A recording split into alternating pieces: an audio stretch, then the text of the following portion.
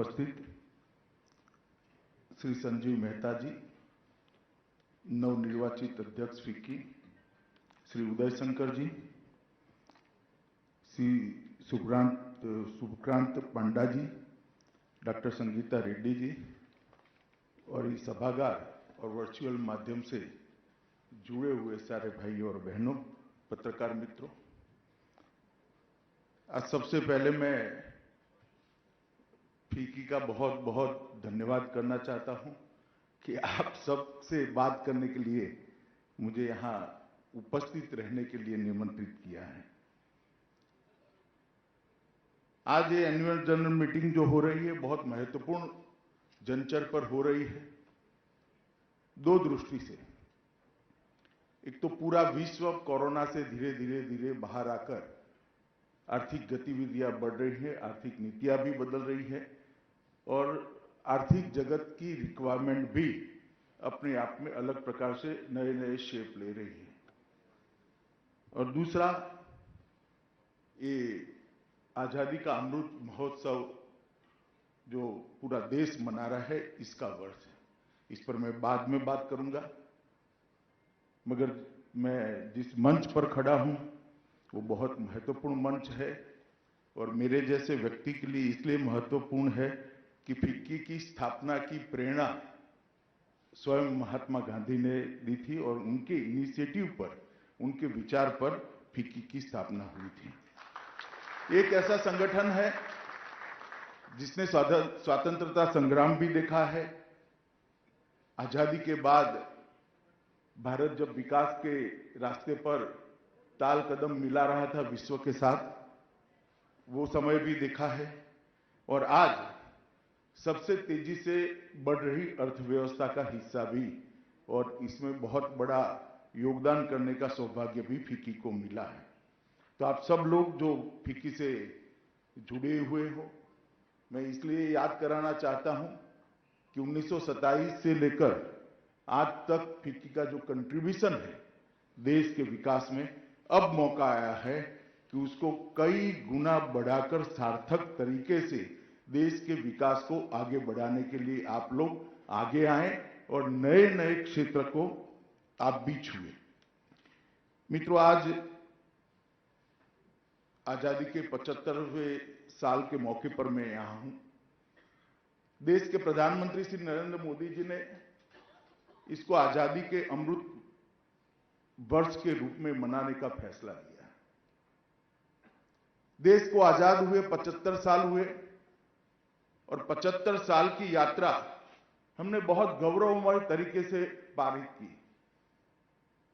अनेक विध दिक्कतों के बावजूद हमारे देश में लोकतंत्र की जड़ें गहरी हुई, लोकतंत्र गांव तक पहुंचा है और हर व्यक्ति को लोकतंत्र के साथ जीने का एक प्रकार से अपने आपको तैयार भी कर लिया है।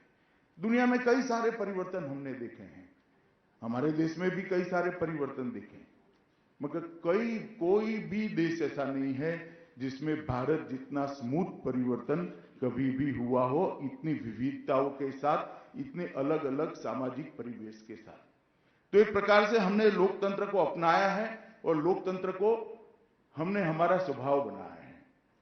और ये 75 साल की यात्रा में अनेक क्षेत्र में भारत ने प्रगति भी बहुत की है और इसलिए आजादी का अमृत महोत्सव का ये साल हमारे लिए बहुत महत्वपूर्ण है। देश के प्रधानमंत्री मोदी जी ने पूरे देश के सामने 75 से 100, जब आजादी की शताब्दी मनाई जा रही होगी, तब देश कहां पर खड़ा होगा? शिक्षा के क्षेत्र में कहां खड़ा होगा? R&D के क्षेत्र में कहां होगा? हमारी आर्थिक गतिविधियों के क्षेत्र में कहां होगा? हम क्या अचीव करेंगे? सुरक्षा के क्षेत्र में कहां होगा? आंतरिक सुरक्षा के क्षेत्र में क्या होगा? इंफ्रास्ट्रक्चर के क्षेत्र में क्या होगा? साइंस एंड टेक्नोलॉजी में क्या होगा? अंतरिक्ष के क्षेत्र में क्या होगा?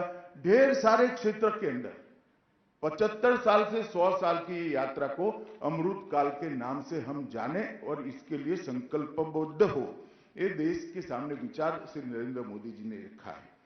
तो आजादी का अमृत महोत्सव का साल संकल्प लेने का साल है और अमृत महोत्सव से शताब्दी तक का 25 वर्ष का कालखंड वो संकल्प को सिद्धि की ओर ले जाने का समय है।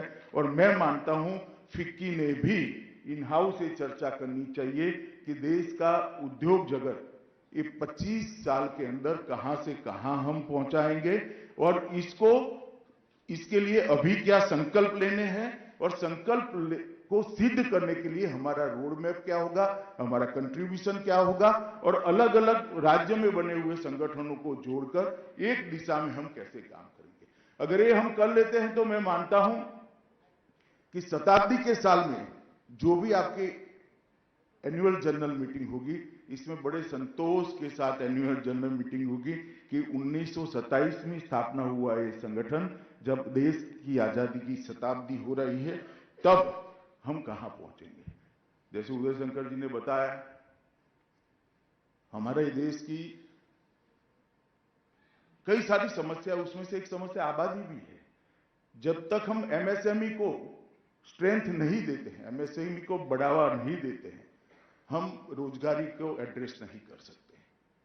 इस प्रकार की कई समस्याओं को हम संकल्प के रूप में ले और 25 साल में इसको सॉल्व करने की दिशा में आगे बढ़े, इसका एक रोड मैप बनाए। आरएनडी भी एक बहुत बड़ा प्रॉब्लम है आज की स्थिति में। आरएनडी में बढ़ावा होना चाहिए, आत्मनिर्भर भारत का भी लक्ष्य रखना चाहिए और आत्मनिर्भर भारत का लक्ष्य तभी सिद्ध हो सकता है जब फिक्की जैसे संगठन आगे आए और नीतियों को प्रभावित करने के लिए, नीतियों के अंदर सुझाव देने के लिए और नीतियों को समय अनुकूल बनाने के लिए आप लोग इनिशिएटिव लें। क्योंकि फिक्की एक ऐसा मंच है जहां नीति बनाने वाले भी आते हैं और नीतियां जिनके लिए बनती है वो भी आते हैं। एक ऐसा मीटिंग पॉइंट है जहां से सार्थक नीतियां बनने की शुरुआत होती है। तो मैं मानता हूं आजादी के अमृत वर्ष के उपलक्ष्य पर फिक्की भी कुछ अपने संकल्प तय करे और इसकी सिद्धि के लिए एक रोड मैप बनाए।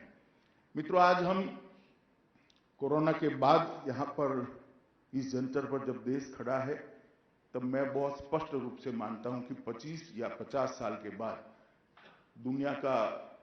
दुनिया में जब कालखंडों के बारे में चर्चा होगी, समय के बारे में चर्चा होगी, तो प्री कोरोना और पोस्ट कोरोना इस प्रकार से ही चर्चा होगी। और पोस्ट कोरोना कालखंड की अब शुरुआत हो रही है।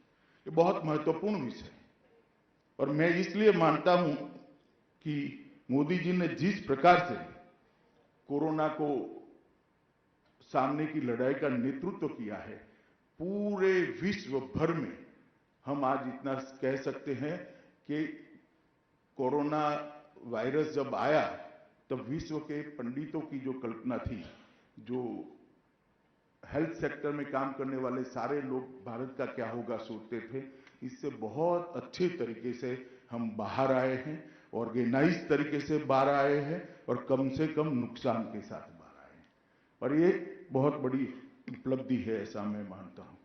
मित्रों, ये देश आजादी के 75 साल में 17 लोकसभा के चुनाव हुए, 22 सरकारें बनी और 2 बार नरेंद्र मोदी जी के नेतृत्व में पूर्ण बहुमत की सरकार इस देश ने मोदी जी को देश चलाने का मौका दिया, भारतीय जनता पार्टी को देश चलाने का मौका दिया है। और एक माने में अभी मोदी जी 20 साल से राज्य के मुख्यमंत्री और देश के प्रधानमंत्री, इस प्रकार से 20 साल से देश के सामने एक प्रशासक के रूप में है और इनकी 20 साल की जो ये यात्रा है, मैं मानता हूं इसको कोई भी विद्यार्थी के रूप में स्टडी करेगा तो वो निश्चित मानेगा कि 20 साल भारत के विकास के लिए बहुत अहम रहे हैं और उसमें मोदी जी का योगदान भी बहुत अहम रहा है। मैं आज फिर से एक बार आपको 2014 में ले जाना चाहता हूं, क्योंकि मैं कोई परिस्थिति से भागने के लिए नहीं ले जा रहा, मगर परिस्थिति का आकलन करना है तो जब उन्होंने शुरू किया 7 साल के पहले, तब क्या स्थिति थी वो हमारे ध्यान पर होना चाहिए। क्योंकि इसका असेसमेंट की परफॉर्मेंस कैसा है, विरासत में क्या मिला है, वो बेस क्या मिला है, वो बहुत जरूरी है। इसलिए मैं ले जाना चाहता हूं 2014 में कई सालों से, 30 साल से देश ने पूर्ण बहुमत की सरकार नहीं देखी थी, डिसिसिव सरकार नहीं देखी थी। एक सरकार ऐसी थी जिसको सभी लोग मानते थे, हम सभी लोग, मैं तो खैर मानता ही था क्योंकि मैं ऑपोजिशन में था, आप लोग भी मानते थे कि इस सरकार को पॉलिसी पैरालिसिस हो गया है। इन्वेस्टमेंट करने वालों का भरोसा उठ गया था। क्रॉनिक कैपिटलिज्म एकदम चरम सीमा पर था। महंगाई की दर आसमान को छू रही थी। ईज ऑफ डूइंग बिजनेस में कहीं पर भी हमारा दूर दूर तक किसी प्रकार का स्थान ऊपर आने की सवाल ही नहीं था। बैंकिंग प्रणाली पूरी चरमराई हुई थी और इसके साथ साथ 12 लाख करोड़ के घपले, घोटाले, भ्रष्टाचार, पूरी व्यवस्था चरमरा गई थी। देश की जनता को सरकार पर भरोसा नहीं था। लोकतंत्र में बहुत जरूरी है, सरकार का कालखंड 5 साल का होता है, संवैधानिक आयुष्य 5 साल का होता है, परंतु जब सरकार लोगों का भरोसा खो देती है तब सरकार की आत्मा नहीं रहती है। और जिस सरकार की आत्मा नहीं होती है वो सरकार फैसले नहीं ले सकती है, वो सरकार परिवर्तन नहीं कर सकती। इस प्रकार की सरकार 10 साल चलने के बाद 30 साल के बाद पहली बार पूर्ण बहुमत की सरकार मिली। मोदी जी पर भरोसा किया और मोदी जी ने देश की धुरा को संभाला। इसको आज 7 साल हो गए और 7 साल के अंदर हम बिल्कुल विश्वास के साथ करें, हमारे क्रिटिक, सरकार के क्रिटिक लोगों को भी ये स्वीकार करना पड़ेगा कि 7 साल में बहुत परिवर्तन आया है।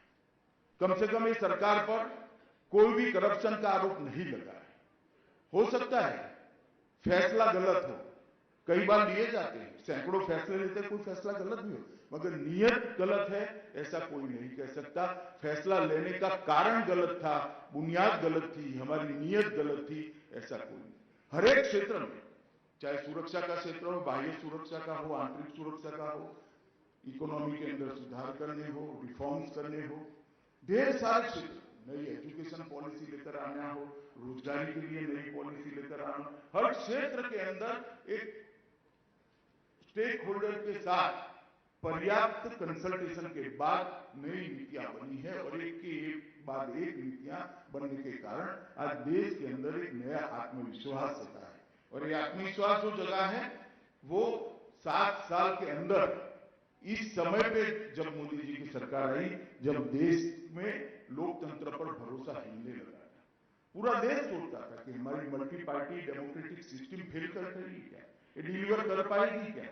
7 साल में ये भरोसा बढ़ा है और मैं मानता हूं नरेंद्र मोदी सरकार की सबसे बड़ी उपलब्धि ये है कि 130 करोड़ के देश का लोकतंत्र पर, हमारी मल्टी पार्टी डेमोक्रेटिक सिस्टम पर, पार्लियामेंट्री डेमोक्रेटिक सिस्टम पर भरोसा बढ़ाने का काम नरेंद्र मोदी जी ने किया है। ये बहुत बड़ी उपलब्धि है। दूसरा काम किया है, उन्होंने अर्थतंत्र का दायरा बढ़ाया है। मुझे मालूम है मैं जो बोल रहा हूं इस पर बहुत सारी टिप्पणियां होने वाली है, मगर मैं तो बोलता हूं धड़ल्ले से, मुझे टिप्पणियों से डर नहीं लगता है कभी भी। देश के अर्थतंत्र का दायरा बढ़ा है। जैसे 130 करोड़ की आबादी में 60 करोड़ लोग ऐसे थे जिसको देश के अर्थतंत्र के साथ कोई जुड़ाव ही नहीं था, थे तो हमारे ही देश के नाते, मगर 60 करोड़ लोग ऐसे थे जिनके पूरे परिवार में एक बैंक अकाउंट नहीं। 60 करोड़ लोग ऐसे थे जो मानते थे कि नीतियां बन रही, इसमें मेरा क्या है, उसको अपना स्टेक ही नहीं दिखाई पड़ता। 60 करोड़ लोग ऐसे थे जो सोचते थे कि आजादी के बाद मुझे क्या मिला, मेरे जीवन स्तर को उठाने के लिए किसने क्या किया। आज भी मेरे घर में लाइट नहीं है, आज भी मेरे घर में टॉयलेट नहीं है, आज भी मेरे घर में बैंक अकाउंट नहीं है, आज भी मेरी हेल्थ की सुविधा नहीं है, आज भी मेरे खाने की सुविधा नहीं है। उसको क्या मिला, गैस का सिलेंडर भी नहीं। ये 60 करोड़ लोगों को देश के अर्थतंत्र के साथ जोड़कर देश के विकास के साथ जोड़ने का काम देश के प्रधानमंत्री नरेंद्र मोदी जी ने किया है। आप लोगों को शायद ये चीज का महत्व इतना मालूम है या नहीं है मालूम नहीं, मगर मैं तो सार्वजनिक जीवन में काम करता हूं, मुझे मालूम। एक व्यक्ति के घर में जब अंधेरा होता है, एक व्यक्ति का घर खाना पकाने के कारण पूरे धुएं से भर जाता है, एक माँ और एक बेटी को टॉयलेट घर में न हो तो किस प्रकार से जिंदगी जीनी पड़ती है। इसके घर में पंखा भी नहीं है, इसके घर में बीमारी आ जाए तो पूरे साल की तनख्वाह उसकी खत्म हो जाती है। इस परिस्थिति में जो जीवन जी रहे थे, उनके जीवन के अंदर परिवर्तन लाने का काम किया है। आज देश के 13 करोड़ महिलाओं को गैस का सिलेंडर पहुंचाने का काम देश के प्रधानमंत्री नरेंद्र मोदी जी ने किया है। 60 करोड़ लोगों को 5 लाख तक 60 करोड़ लोगों को 5 लाख तक का पूरा स्वास्थ्य का खर्चा आज भारतीय जनता पार्टी की नरेंद्र मोदी सरकार उठा रही है। हर घर में टॉयलेट पहुंचा है। 2022 दिसंबर तक हर व्यक्ति को घर पहुंचाने का हम काम करने वाले हैं। हर घर में लाइट पहुंचाई, हर घर में एक छोटा सा ही सही मगर एक लट्टू पहुंचाने का काम, बल्ब पहुंचाने का काम ये भारतीय जनता पार्टी की नरेंद्र मोदी सरकार ने किया। मित्रों, इसके जीवन में परिवर्तन आया है। इसके घर में बैंक अकाउंट पहुंचा है। उसकी जो बेनिफिट की सारी स्कीमें की कोई बिचौलिया खा जाता था, आज एक विधवा को 600 रुपया या 1500 रुपया जो मिल रहा है, अलग अलग राज्य में अलग अलग मिल रहा है, वो सीधा इसके बैंक अकाउंट में जा रहा है। एक वृद्ध को वृद्ध पेंशन मिल रहा है, वो सीधा इसके बैंक अकाउंट में जा रहा है। बीच में कोई बिचौलिया नहीं आता है। प्रधानमंत्री जी किसान को सहायता करते हैं तो सीधा इसके बैंक अकाउंट में जा रहा है। आज वो फील कर रहा है कि हाँ, इस देश के विकास में मेरी की भी जगह है। और आप लोगों की दृष्टि से मैं देखूं तो क्या एक बात बताइए भाई, हर घर में पीने का पानी पहुंचने से जीडीपी बढ़ेगा या नहीं बढ़ेगा? 13 करोड़ लोगों के घर में गैस पहुंचाने से जीडीपी बढ़ेगा या नहीं बढ़ेगा?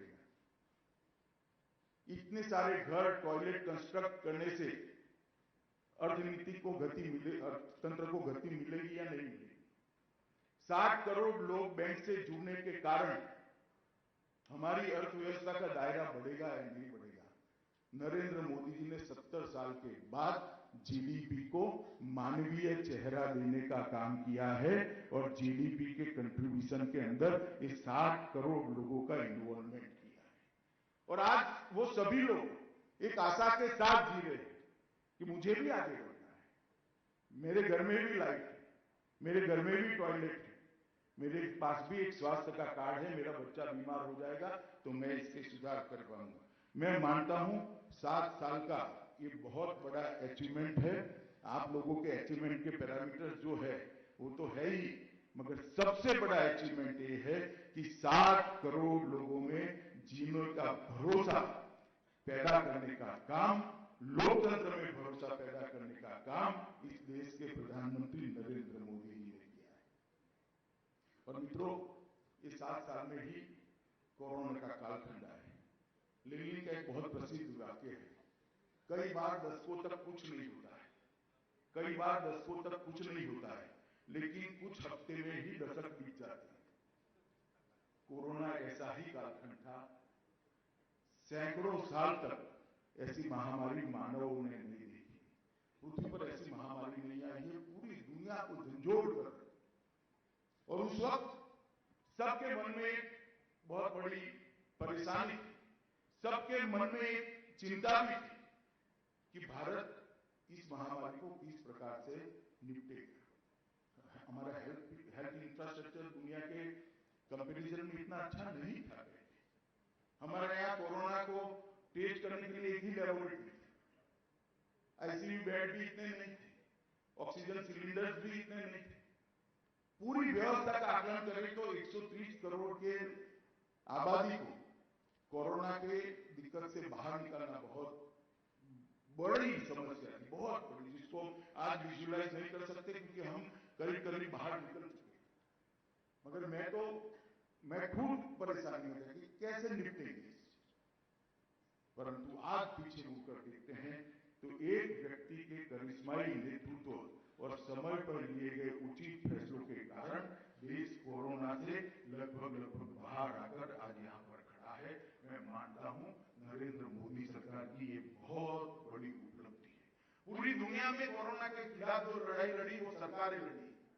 एकमात्र देश ऐसा भारत ऐसा देश है जिसमें सरकारें तो लड़ी ही लड़ी, परंतु साथ में 130 करोड़ लोग भी कोरोना के खिलाफ लड़ाई लड़े। इसी के कारण आज हम बाहर आ रहे हैं। क्या आप कल्पना कर सकते हैं, कानून की दृष्टि से कर्फ्यू न डालने के बावजूद भी कोई देश का एक प्रधानमंत्री कहे कि आज स्वयं डिसिप्लिन रखकर, स्वयं शिस्त रखकर हम किसी ने घर के बाहर नहीं निकलना है, आज जनता कर्फ्यू है। पुलिस का कर्फ्यू तो सुना था, मगर जनता कर्फ्यू पहली बार दुनिया ने नाम सुना। और देश में कहीं पर भी एक बच्चा भी रोड पर बाहर नहीं आया। ये बहुत बड़ी उपलब्धि है। जब उन्होंने कहा कि हम कोरोना की लड़ाई के लिए जो लड़ रहे हैं उनका स्वागत करे, सम्मान करे, उनके लिए दिया जलाए। कोई घर का देश ऐसा नहीं था जहां मोमबत्ती या दिया नहीं जलाए। ये जो इन्वॉल्वमेंट लाया, इसके कारण हम इसके खिलाफ बहुत अच्छे से लड़ पाए। और मैं आपको एक बात निश्चित बताना चाहता हूं, जब दूसरी लहर आई तब ऑक्सीजन का जो संकट था वो उससे पार आना अमानवीय था। 1500 मैट्रिक टन की हमारी उत्पादन क्षमता के सामने 15,000 मैट्रिक टन की रिक्वायरमेंट हुई थी। 10 दिन के अंदर दुनिया भर के अंदर से क्रायोजेनिक सिलेंडरों को लाना, सारा इंडस्ट्रियल ऑक्सीजन का उत्पादन बंद करना, दुनिया भर में से ऑक्सीजन भी लाना, उसको भरकर रेलवे से भेजना, सेना के हवाई जहाजों से भेजना, इसका ऑडिट करना, वेस्ट बंद करना, कितने सारे कदम एक 10 दिन के अंदर उठाकर 10 दिन के अंदर ही भारत ऑक्सीजन के संकट से बाहर आया और आज हम बहुत अच्छे तरीके से दुनिया के सामने खड़े हैं। मित्रों, ये बहुत बड़ा एक प्रकार से जैसे कहे कि बहुत बड़ा अचीवमेंट है। और वैक्सीनेशन 130 करोड़ के देश को वैक्सीनेशन की प्रक्रिया बनाना भी बहुत दिक्कत होती है। आज हमारी कोविन ऐप, आपने 2 वैक्सीन लिए तो आपके मोबाइल पर सर्टिफिकेट आया जाएगा कि आपका वैक्सीनेशन पूरा होगा है। दुनिया भर में कहीं पर भी ऐसी व्यवस्था नहीं है। एक गरीब से गरीब मजदूर के मोबाइल पर भी वो वैक्सीनेटेड है इसका सर्टिफिकेट पहुंच जाता है और रजिस्टर्ड भी हो जाता है कि आपका वैक्सीनेशन पूरा है। और एकदम जिसको कहते कहीं हो हल्ला नहीं, सब लोग लाइन में खड़े रहे, सोशल डिस्टेंस के साथ खड़े रहे, वैक्सीन ले रहे हैं, बाद में आधा घंटा ठहर भी रहे हैं, चाय कॉफी पी रहे हैं और घर पे जा रहे हैं। आज 130 करोड़ से ज्यादा डोज लग गए, 155 करोड़ डोज। ये बहुत बड़ा अचीवमेंट है और आज हम इसी के कारण अपने आप को सलामत महसूस करें, इसी के कारण हम अपने आप को सुरक्षित महसूस करें। और जो अर्थतंत्र में गति बढ़ने का जिक्र उदय शंकर जी कर रहे थे, इसका मूल कारण ये है कि हम सुरक्षित है, हम वैक्सीनेटेड है, वरना अर्थतंत्र के अंदर गति आने का सवाल ही पैदा नहीं होता है। इसका दूसरा कारण है कि देश भर के, एक पहले मैं एक और बात बता दूं, देश भर के 80 करोड़ लोगों को, ये शायद इस प्रकार की मीटिंग में बैठे हुए हम लोगों के लिए बहुत महत्वपूर्ण बात नहीं होती, इस पर हमारा ध्यान भी नहीं होता, मगर डे टू डे जो रोजगारी प्राप्त कर कर खाते हैं, जब 2 साल लगभग सब कुछ बंद रहा, 1.5 साल सब कुछ बंद रहा, वो खाएगा क्या? एक ऑटो रिक्शा वाला क्या खाएगा? एक ठेला लगाने वाला क्या खाएगा? एक बंद फैक्ट्री का मजदूर क्या खाएगा? बहुत बड़ी समस्या थी मित्रों। 1.25 साल तक 80 करोड़ लोगों को फ्री ऑफ कॉस्ट प्रति व्यक्ति हर महीना 5 किलो अनाज देने का काम भारतीय जनता पार्टी की नरेंद्र मोदी सरकार ने किया है, जिसके कारण 80 करोड़ लोगों में ना भूख थी ना अंधेश था। बहुत बड़ा काम है। 80 करोड़ लोगों को 1.25 साल तक फ्री ऑफ कॉस्ट अनाज दुनिया में कहीं नहीं दिया गया, जो भारतीय जनता पार्टी की सरकार ने। मित्रों, कोरोना का अर्थतंत्र पर बहुत बड़ा प्रभाव पड़ा है। इसको निपटने के लिए दुनिया भर में कई सारी चीजें हुई भी हैं और हमारे देश में भी कई सारी चीजें हुई। जब कोरोना का कालखंड था, सारी चीजें बंद थी, तब मोदी जी ने इस देश के नीतियों को बनाने के लिए, नीतियों में सुधार के लिए ढेर सारे काम किए। कई सारे देशों ने $1 ट्रिलियन के पैकेज भी घोषित किए और कई सारे उपाय किए। हमने सप्लाई साइड में सुधार करने के लिए आत्मनिर्भर भारत पैकेज 1, 2, 3 और 4 के अंतर्गत ढेर सारे काम किए और इसी के कारण आज विश्व में सबसे तेजी से कोरोना की इफेक्ट से उभरने वाला अर्थतंत्र कोई है तो हमारा हिंदुस्तान का अर्थतंत्र है, भारत का अर्थतंत्र है और हम तेजी के साथ कोरोना की सारी इफेक्ट को साइड पर करते हुए प्री कोरोना स्टेज पर पहुंच चुके हैं। ढेर सारे फैसले इसी समय के दौरान लिए गए। पीएलआई स्कीम लगभग 13 क्षेत्रों के अंदर आई। सेमीकंडक्टर का अभी घोषणा किया है और पीएलआई स्कीम के तहत लगभग 2 लाख करोड़ के प्रोत्साहन भी दिए। माइनिंग के अंदर ढेर सारे सुधार किए। कैप्टिव और नॉन कैप्टिव खदानों के बीच का अंतर दूर कर दिया। खनिज का सूचकांक विकसित करने का काम किया। स्टैंप फीस का रेशनलाइजेशन किया। कोयला में भी गैर विद्युत उपभोक्ताओं के लिए नीलामी का जो मूल्य था उसको कम करने का काम किया। नेशनल एसेट्स रिकंस्ट्रक्शन कंपनी की स्थापना हुई। लगभग 2 लाख करोड़ रुपया इसके लिए एक साइड पर रखा गया। नेशनल एसेट मोनेटाइजेशन पाइपलाइन की घोषणा की गई। रिट्रोस्पेक्टिव टैक्स को समाप्त कर दिया गया। दूरसंचार के क्षेत्र में, टेलीफोन के क्षेत्र में भी पैकेज दिया गया। ढेर सारे डिफेंस में एफडीआई की सीमा को इसी कालखंड में 49% से बढ़ाकर 74% पर ले जाया गया। सिविल एविएशन के लिए भी एमआरओ के लिए भारत हब बने, इसके लिए ढेर सारी योजनाओं को लाया गया। नियम भी बदले गए। पीपीपी माध्यम से अनेक विश्व स्तरीय एयरपोर्ट्स का फाउंडेशन स्टोन कम से कम 4 को तो मैं जानता हूं इसी समय में रखा गया।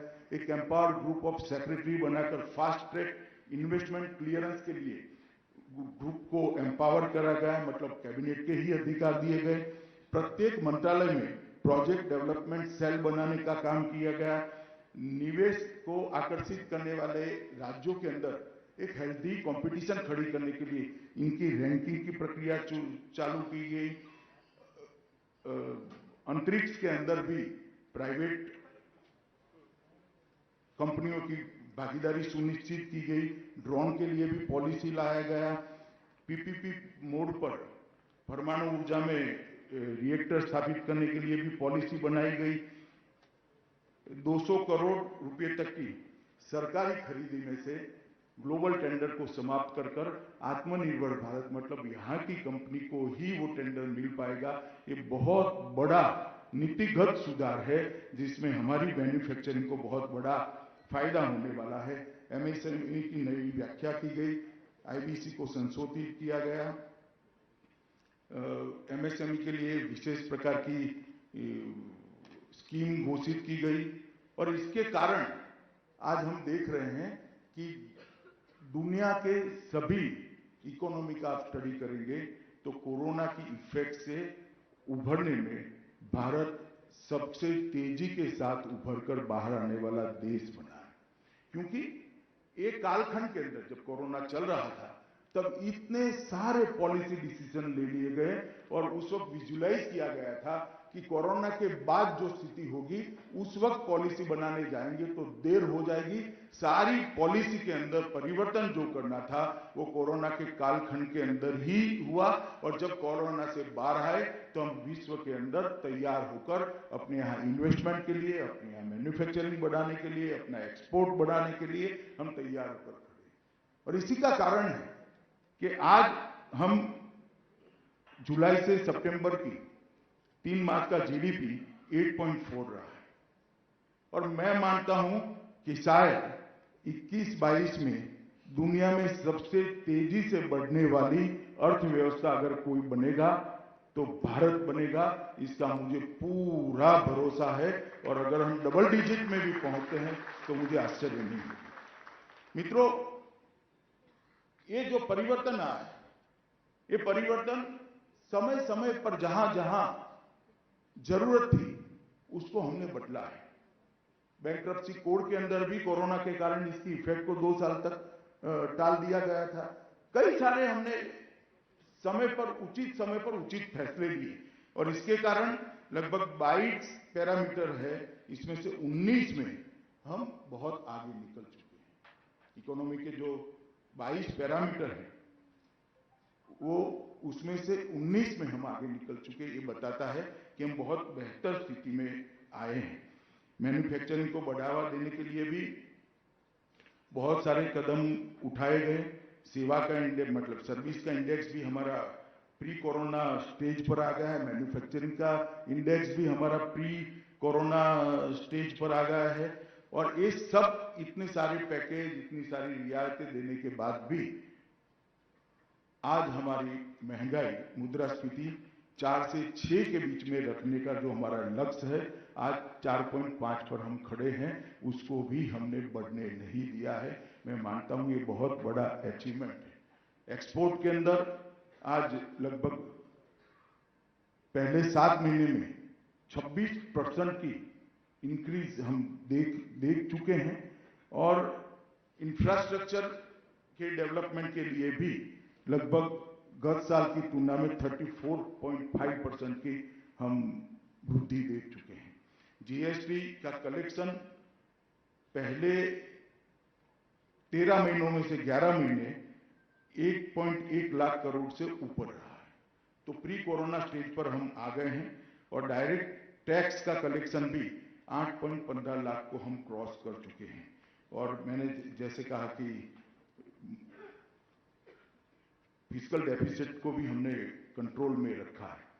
ढेर सारे क्षेत्रों के अंदर अब इन्वेस्टमेंट के लिए ढेर सारे क्षेत्रों के अंदर बहुत बड़ा मौका भारत को मिलना है। उस वक्त फिक्की ने क्या करना है? क्या हम इसी प्रकार से, मतलब अच्छा ही चल रहा है फिक्की, मेरी कोई ऐसी टिप्पणी आप मत लीजिए, मगर सरकार की भी फिक्की से कोई अपेक्षा है।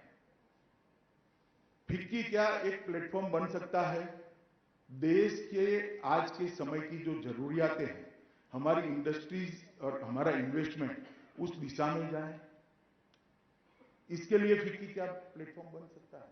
आप सभी जानते हैं जब तक हम R&D में आगे नहीं बढ़ेंगे पैसा यहां नहीं आएगा। मैन्युफैक्चरिंग आप कर लेंगे चलिए, मगर जब तक R&D की सुविधा यहां नहीं बढ़ेगी, R&D में इन्वेस्ट नहीं होगा, इसके लिए सरकार के साथ मिलकर आप कोई नई शुरुआत कर सकते हैं। मैन्युफैक्चरिंग भी उस क्षेत्र में हो जो हमारे इंपोर्ट को कम करे। इस क्षेत्र में फिक्की कोई इनिशिएटिव ले सकती है क्या? मैन्युफैक्चरिंग बढ़ना अच्छी बात है, अपने आप में ही अच्छी बात है, मगर उस क्षेत्र में बढ़ता है मैन्युफैक्चरिंग कि जिससे हमारा इंपोर्ट कम होता है तो और अच्छी बात है। इसके लिए हम कोई फोकस काम कर सकते हैं। जैसे अभी सरकार ने सेमीकंडक्टर के लिए बहुत बड़ी निर्णय लिया है, क्योंकि हम जानते हैं कि ये हमारा इंपोर्ट बिल बढ़ाता है, हमें निर्भर करता है। और आज हमारी स्थिति ऐसी नहीं है कि सेमीकंडक्टर के मामले में हम आत्मनिर्भर हैं। फिक्की ने अब तक जो परंपरागत आप काम कर रहे हैं वो अच्छा ही कर रहे हैं। इंडस्ट्री की दिक्कतों को सरकार के साथ पहुंचा रहे हैं, सरकार की पॉलिसी को इंडस्ट्री के साथ पास पहुंचा रहे हैं, और पॉलिसी मेकिंग में आपका एक बहुत अच्छा कंट्रीब्यूशन करने वाला रोल भी है।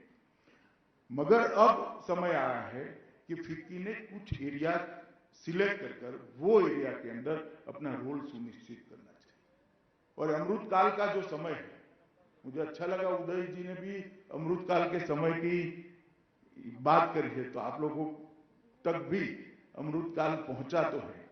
ये 25 साल हर भारतीय ने एक संकल्प लेकर हर क्षेत्र के अंदर भारत को दुनिया में प्रथम स्थान की दिशा में ले जाने के लिए संकल्प लेना चाहिए। और ये संकल्प हर भारतीय ले, इसके साथ साथ फिक्की जैसे संगठन भी ले। बहुत फिक्की ने अपने रोल को बदलकर देश की जरूरियात क्या है उसको कॉन्सेंट्रेट कर कंसोर्टियम, कुछ ग्रुप्स, कुछ बड़े इंडस्ट्रियल हाउस, इसको हम मोटिवेशन दे सकते हैं क्या? इसको मोटिवेट कर सकते हैं क्या? अगर ये होगा तो क्यूमुलेटिव स्पीड के साथ हम दुनिया में हमारा स्थान सुनिश्चित करेंगे। करना तो है ही, आप मानकर चलिए। मैं तो बहुत आशावादी आदमी हूं। जब शताब्दी होगी, हम होंगे या नहीं होंगे, मैं बताता हूं, भारत दुनिया में बहुत ऊपर के स्थान पर होगा, इसमें कोई संशय न रखिए। दुनिया भी नहीं रखती है, आप भी मत रखिए, क्योंकि अभी जो फाउंडेशन डालने का काम हुआ है, इसके पर बहुत बड़ी इमारत बनने ही वाली है। और एक, मैं तो युवाओं को भी बहुत मिलता हूं, बहुत सारी कॉलेजों में जाता हूं, संवाद। मैंने जो स्पार्क देखा है, जो सेल्फ कॉन्फिडेंस देखा है, मुझे बहुत अपने उज्जवल भविष्य पर बहुत भरोसा है। आज स्टार्टअप की स्थिति देखिए 7 साल में कहां से कहां पहुंचेगा। दुनिया भर के स्टार्टअप में अपने स्टार्टअप ने स्थान बना दिया है। तो मुझे तो विश्वास है हम आगे बढ़ने वाले हैं, मगर उसमें फिक्की जैसे संगठन क्या रोल कर सकते हैं, एक बार बैठकर इस पर आप लोगों ने भी चिंता करी। सरकार ने इतना सारा करा, अपने आप जो होता है वो होगा, मगर उसको चैनलाइज कर सकते हैं क्या, उसको शेप दे सकते हैं क्या, देश की रिक्वायरमेंट के रास्ते पर उसको ले जा सकते हैं क्या, और ये ले जाने का काम फिक्की जैसे संगठन का है। मित्रों, मैं इतना ही कहना चाहता हूं कि 7 साल में नरेंद्र मोदी जी ने देश की कई सारी वर्षों पुरानी समस्याओं का समाधान किया है। मुझे बताइए 2019 में जब सरकार चुनकर आई, किसको भरोसा था कि सरकार देश में से धारा 370 को हटा पाएगी? था किसी को भरोसा? देखते देखते खून का कतरा बहे बगैर कश्मीर में से 370 को समाप्त करने का काम नरेंद्र मोदी सरकार, एक भी खून का कतरा बहे बगैर राम जन्मभूमि जैसी जटिल समस्या को समाप्त कर दिया। हमारी डिफेंस फोर्सेस को मॉडर्नाइज करने के लिए, दुनिया के समकक्ष लाने के लिए ढेर सारे फैसले, ये कोई सार्वजनिक चर्चा का बहस का मुद्दा नहीं, मगर ढेर सारे फैसले, इंटरनल सिक्योरिटी को सिक्योर करने के लिए ढेर सारे फैसले। वामपंथी उग्रवाद अपनी, आप मानकर चलिए, एक बहुत कम क्षेत्रों में वामपंथी उग्रवाद अब बचा है। नई एजुकेशन पॉलिसी का आप स्टडी करोगे तो मालूम पड़ेगा कि इसके अंदर शताब्दी के वक्त भारत कहां होगा, इसकी नींव पड़ी है। हेल्थ इंफ्रास्ट्रक्चर में ढेर सारे काम हुए। देश की 100 साल की पानी की रिक्वायरमेंट को ध्यान में रखकर जल नीति बनी है। एनवायरमेंट के मामले में आज पूरी दुनिया भारत का लोहा मानती है, और हमने सिर्फ भाषण नहीं किए हैं, कुछ देशों ने भाषण जरूर किए, इनिशिएटिव जरूर लिए हैं, भाषणों के माध्यम से जमीन पर नहीं उतारा, हमने जमीन पर उतारने का काम भी नरेंद्र मोदी के नेतृत्व में किया है कि पृथ्वी को बचाने में भी भारत का योगदान हो। कोई भी क्षेत्र ऐसा नहीं जहां पर इस 7 साल में आमूलचूल परिवर्तन किया। कोई सरकारें 50 साल चलती है, तब 4-5 फैसला ऐसा होता है जो युग परिवर्तनकारी होता है। इस सरकार 5 साल चली और 50 से ज्यादा ऐसे फैसले लिए हैं जो युग परिवर्तनकारी है। बहुत बड़ा अंतर है। और मोदी जी ने स्केल बदलने का काम किया है। पहले योजनाएं बनती थी कि 10,000 घरों का विद्युतीकरण होगा, मतलब 10,000 घर में इलेक्ट्रिसिटी पहुंचाएंगे, 1 लाख घर में पहुंचाएंगे। हमने फैसला लिया हर घर में पहुंचाएंगे। पहले होता था कि इतने घरों में पीने का पानी, शुद्ध पीने का पानी, अब फैसला ले गया हर घर में पहुंचाएंगे, टॉयलेट हर घर में पहुंचाएंगे, स्वास्थ्य की सुविधाएं हर घर को पहुंचाएंगे। तो पूरे स्केल को बदलने का काम भारतीय जनता पार्टी की नरेंद्र मोदी सरकार ने किया है। मैं मानता हूं कि फिक्की ने भी अमृतकाल के अंदर कुछ संकल्प लेने चाहिए, और संकल्प को पूरा करने के लिए 25 साल का टाइम बाउंड रोड मैप भी बनाना चाहिए। सब अपने अपने तरीके से प्रगति करेंगे, डेवलपमेंट करेंगे, तो भी देश का डेवलपमेंट ही होना है, मगर देश की रिक्वायरमेंट जिस एरिया में है, जिस क्षेत्र में है, वहां अगर हम कुछ करते हैं तो हमारे देश के डेवलपमेंट की स्पीड बहुत ज्यादा बढ़ेगी। और ये फिक्की बहुत अच्छे तरीके से कर सकता है, R&D के लिए भी बहुत अच्छे तरीके से फिक्की इनिशिएटिव ले सकता है। तो मैं मानता हूं इतने सारे सुधार होने के बाद, इतना अनुकूल वातावरण बनने के बाद, अगर फिक्की और सारी इंडस्ट्री जगत के लोग साथ में आए, ऐसे और संगठनों को फिक्की साथ में ले, एक अम्ब्रेला ऑर्गेनाइजेशन बने और कुछ कॉन्क्रीट डिसीजन लेकर 25 साल का रोड मैप बनाकर 25 साल के बाद भारत की इंडस्ट्री कहां होगी, भारत का ट्रेड कहां होगा, भारत की रोजगारी कहां होगी, इन तीनों क्षेत्र के लक्ष्यांक निश्चित करने चाहिए, तय करने चाहिए और सफलतापूर्वक उसको पारित भी करने चाहिए। आप लोगों ने आज मुझे यहाँ बुलाया, मेरी बात रखने का मौका दिया, इसलिए बहुत हृदय से मैं धन्यवाद करता हूँ। और मुझे आशा है कि आज मैंने कुछ छोटी 1-2 सुझाव दिए हैं, फिक्की इस पर कुछ कॉन्क्रीट करेगी और देश के विकास में हम सब मिलकर $5 ट्रिलियन की इकोनॉमी का जो अपना स्वप्न है, आत्मनिर्भर भारत का स्वप्न है, वो पूरा करेंगे और मोदी जी के नेतृत्व में दुनिया में अपना स्थान सुनिश्चित करेंगे। वंदे मातरम।